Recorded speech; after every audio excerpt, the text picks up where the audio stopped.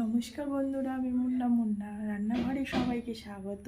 আশা করি সবাই ভালো আছো, আমিও ভালো আছি। আজ একটা নতুন রেসিপি নিয়ে এসেছি। দেখো, বৃষ্টি হচ্ছে বাইরে টিপ টিপ, আর ঘরে সহজ উপায়ে ঘরে সামান্য কিছু উপকরণ দিয়ে বলতেই পারো একটা জিলাপি বানাবো। তা পুরো রেসিপিটা দেখতে থাকো, নিশ্চয়ই ভালো লাগবে।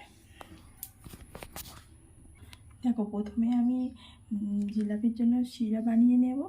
তো তার জন্য আমি 1 বাটি চিনি নিয়েছি, এটাকে আমি শিরা বানিয়ে একটা বাটি নিয়েছি।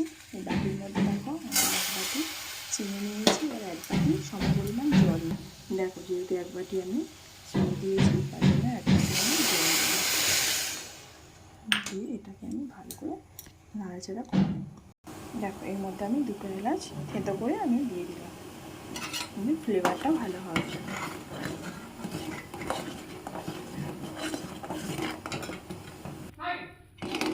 হয়ে গেছে, চিটচিটে হাতের সাথে লাগছে, একটু হাতের সাথে লাগলেই জানবে যে হয়ে গেছে। দেখো, এইদিকে আমি এই বাটি মেপে 2 বাটি ময়দা নিয়েছি। আর এবার ঘি দেবো আমি, তোমরা চাইলেও সাদা তেল দিতে পারো। আমি 1 চামচের মাপে ঘি দিয়ে দিলাম। ঘি দিয়ে দিয়েছি, এখানে একটা ইনো নিয়েছি, ইনোটাও দিয়ে দিলাম।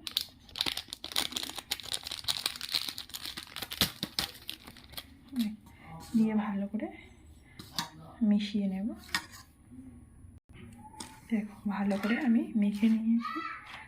দেখবে এই শক্ত হয়ে গেছে, তার মানে রেডি হয়ে গেছে। এবার ওই বাটি মেপে আমি 2 বাটি আমি জল দিয়ে ভালো করে আমি মিশিয়ে নেব, আর একদম জল দেব না। দেখো, একদম আমার ব্যাটারটা রেডি হয়ে গেছে। আর এখানে আমি কড়াইতে তেল দিয়ে দিয়েছি গরম করার জন্য। এবারে আমি ঘিটা দিয়ে ছাড়বো, তার জন্য রেডি করছি। দেখো, কড়াইয়ের মধ্যে আমি ছেড়ে দিয়েছি, ভাজা হয়ে গেলে আমি শিরায় দিয়ে দেবো, লাল লাল করে ভেজে নেব।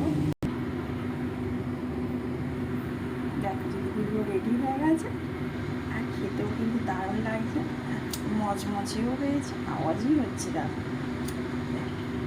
আমার এই রেসিপি যদি ভালো লাগে অবশ্যই কিন্তু একটা লাইক কমেন্ট শেয়ার করো, আর নতুন বন্ধু হয়ে চ্যানেলটি সাবস্ক্রাইব করার অনুমতি রইল। আর তোমরা বাড়িতে একবার হলেও বানিয়ে খাও, দেখো নিশ্চয়ই ভালো লাগবে। আজকে আমাদের টাটা।